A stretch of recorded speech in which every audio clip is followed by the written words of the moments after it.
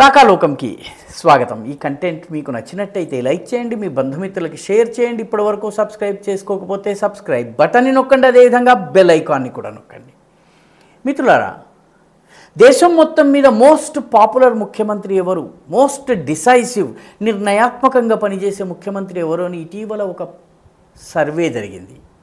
India today పత్రిక survey జరిగింది. ఆ సర్వేలో సి ఓటర్ వాళ్ళు నిర్వహించిన సర్వేలో మోస్ట్ పాపులర్ ముఖ్యమంత్రిగా దేశంలోని అతిపెద్ద రాష్ట్రము నియంత్రించటము అత్యంత ఇబ్బందికరమైనటువంటి ఉత్తరప్రదేశ్ ముఖ్యమంత్రి అయినటువంటి యోగి ఆదిత్యనాథ్ నంబర్ 1గా వచ్చారు.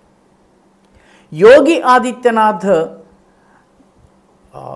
తన బాధ్యతల్ని ఎంత సమర్థవంతంగా నిర్వహిస్తారో దేశమంతా చూస్తున్నది. ఆయన అవినీతిని అడ్డుకట్ట వేయటం కానీ, గూండాయిజము మాఫియాలను అరికట్టడం కానీ, నిర్ణయాత్మకంగా పనిచేయటం కానీ, దృఢమైనటువంటి నిర్ణయాలు తీసుకోవడం కానీ, కుంభమేళా వంటి అత్యద్భుతమైనటువంటి జన సమాగమాన్ని మేనేజ్ చేయటం కానీ, వీటన్నిటిలో కూడాను తిరుగులేనటువంటి నాయకత్వ లక్షణాన్ని యోగి ఆదిత్యనాథ్ చూపించారు.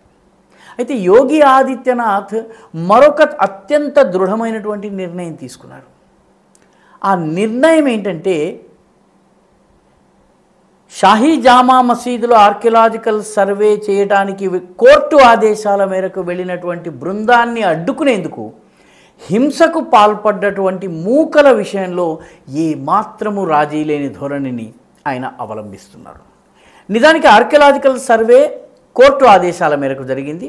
కోర్టు ఆదేశాల మేరకు జరుగుతున్నటువంటి ఆర్కియలాజికల్ సర్వేను అడ్డుకునేందుకు అల్లరి మూకలు కత్తులు, తుపాకులు, రకరకాల బల్లాలు, బరిసెలు తీసుకుని రోడ్డు మీదకి వచ్చారు. సంభల్లో, ఉత్తరప్రదేశ్లోని సంభల్లో ఆ సందర్భంగా జరిగినటువంటి కాల్పుల్లో 5గురు చనిపోయారు. ఈ కాల్పులు పోలీసుల నుంచి జరగలేదు, నిజానికి పోలీసులు కూడా గాయపడ్డారు. చనిపోయిన వాళ్ళ శరీరంలోంచి తీసిన తూటాలను చూస్తే ఈ తూటాలు పోలీసుల తూటాలు కావు. ఈ తూటాలు తగిలింది అల్లరి మూకల నుంచే ఒక భాగం నుంచి. అల్లరి మూకల్లోనే ఒక సెక్షన్ కాల్పులు జరిపి దీన్ని ఒక పెద్ద వైలెంట్ ఇన్సిడెంట్గా చేయాలని ప్రయత్నించారు. మొత్తం మీద సంభల్లో యోగి ఆదిత్యనాథ్ దిద్దుబాటు చర్యల్ని ప్రారంభించారు. దిద్దుబాటు చర్యలు అంటే ప్రభుత్వం తప్పిదమని కాదు, ఈ అల్లరి మూకలు మరొక్కసారి విజృంభించి అల్లరి చేయడానికి వీలు లేకుండా ఉత్తరప్రదేశ్ మొత్తంలో ఒక గుణపాఠంగా నిలిచేందుకు ఆయన చర్యల్ని ప్రారంభించారు. సంభల్లో ఇప్పటి వరకు 76 మందిని అరెస్ట్ చేశారు. మరొక 86 మంది తప్పించుకుని తిరుగుతున్నారు. అయితే సంభల్లో ఒక ఆసక్తికరమైనటువంటి విషయం బయటపడింది. అదేంటంటే, దాదాపు 1000 మంది ముస్లింలు తమ ఇళ్ళకి తాళాలు వేసి వెళ్ళిపోయారు. ఎక్కడికి వెళ్ళిపోయారో తెలియదు. ఎందుకంటే పోలీసులు సంభల్లో అల్లర్లకు పాల్పడ్డ వాళ్ళందరి ఫోటోలను డ్రోన్ల ద్వారా తీశారు. తీసిన తరువాత ఆ ఫోటోలను ప్రచారం చేస్తున్నారు. ఒక 300 ఫోటోలను సంభల్లోని కూడళ్లలో పెట్టారు. దీనితోటి తాము దొరికిపోతామేమో, తమ కార్యకలాపాలు బయటపడతాయేమోనని ఒక 1000 మంది వరకు ఇళ్లకు తాళాలు వేసి వెళ్ళిపోయారు. వీళ్ళలో చాలామంది ఢిల్లీలో ఉన్నట్టు తెలిసింది. మిగతా వాళ్ళు భోపాల్కి కొందరు వెళ్ళారు, అహ్మదాబాద్కి కొందరు వెళ్ళారు, ముంబైకి కొందరు వెళ్ళారు. ఈ రకంగా వివిధ ప్రాంతాల్లో వీళ్ళు తలదాచుకుంటున్నారు. వీళ్లలో అత్యధికులు నేర చరిత ఉన్నటువంటి వాళ్ళు వీళ్ళు మాయమైపోయారు. దాంతో సంభల్ నుంచి ముస్లిములు విడిచి వెళ్ళిపోతున్నారు అని చెప్పి అసదుద్దీన్ ఓవైసీ వీళ్ళందరూ కూడా హడావిడి ప్రారంభించి ఈ తాళాలు వేసినటువంటి తలుపుల ఫోటోలని సోషల్ మీడియాలో షేర్ చేయటం ప్రారంభించారు. వాస్తవానికి ఎక్కువ మంది కేసుల భయంతో వెళ్ళిన వాళ్ళే, ఎందుకంటే వాళ్ళ ఇన్వాల్వ్మెంట్ ఉంది. ఒకళ్ళిద్దరూ వాస్తవసమ్మతమైనటువంటి కారణాలతో వెళ్ళారు. ఒక ఇంటి మీద వాళ్ళు బోర్డు పెట్టారు, మా తల్లిగారికి క్యాన్సర్ ఉంది, ట్రీట్మెంట్ కోసం ఇది వెళ్తున్నాము, ఇది మా ఫోన్ నంబరు, ఏదైనా అవసరం ఉంటే మాకు ఫోన్ చేయండి అని చెప్పి వాళ్ళు ఒక నోటీస్ అంటించి మరీ వెళ్ళారు. అలాంటి వాళ్ళను వదిలిపెడితే మిగతా వాళ్ళలో అత్యధికులు నేర చరిత్ర కలిగిన వాళ్ళే. వీళ్ళందరూ కూడాను హిందూపురా, కోట్ గార్వి, నఖాసా, దీపాసరాయ్ ఈ ప్రాంతాలలో ఉన్నటువంటి వాళ్ళు. ఈ ప్రాంతాల వాళ్ళే ఎక్కువగా అల్లర్లలో పాల్గొన్నారు. తుపాకుల వంటి మారణాయుధాలను కూడా తీసుకుని పోలీసుల పైన ఆర్కియలాజికల్ సర్వే టీం మీద దాడి చేసేందుకు వచ్చినటువంటి వాళ్ళు. ఉత్తరప్రదేశ్ ప్రభుత్వం ఇప్పుడు ఈ అల్లర్లలో పాల్గొన్న వాళ్ళందరి ఫోటోల ఆధారంగా గుర్తించి వాళ్ళందరి దగ్గర నుంచి ఈ అల్లర్ల వల్ల జరిగినటువంటి ఆస్తి నష్టాన్ని వసూలు చేసే పనిని చేపట్టింది. ఎస్టిమేట్లను తయారు చేస్తుంది, ఎవరి వంతు ఎంత వస్తుంది, ఎవరు ఎంతెంత కట్టాలి, ఇదంతా కూడా ఎస్టిమేట్. అంతే, అల్లరి చేసి తప్పించుకోవడం ఇక సాధ్యం కాదన్నటువంటి మెసేజ్ని పంపేందుకు.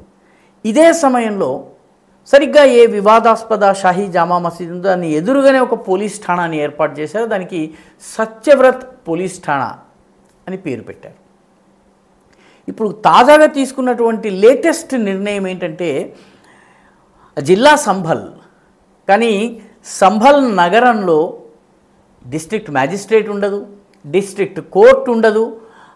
డిస్ట్రిక్ట్ మ్యాజిస్ట్రేట్ అంటే డిస్ట్రిక్ట్ కలెక్టర్. ఉత్తర భారతదేశంలో చాలా చోట్ల కలెక్టర్ని మ్యాజిస్ట్రేట్ అంటారు. డిస్ట్రిక్ట్ కలెక్టర్ ఉండడు, డిస్ట్రిక్ట్ కోర్టు ఉండదు, అదేవిధంగా ఎస్పీ కూడా సంభల్లో ఉండడు. ఇప్పుడు ఉత్తరప్రదేశ్ ప్రభుత్వం ఒక నిర్ణయం తీసుకుని ఎస్పీ కార్యాలయాన్ని చందౌసి నగరం నుంచి సంభల్కి తరలించింది.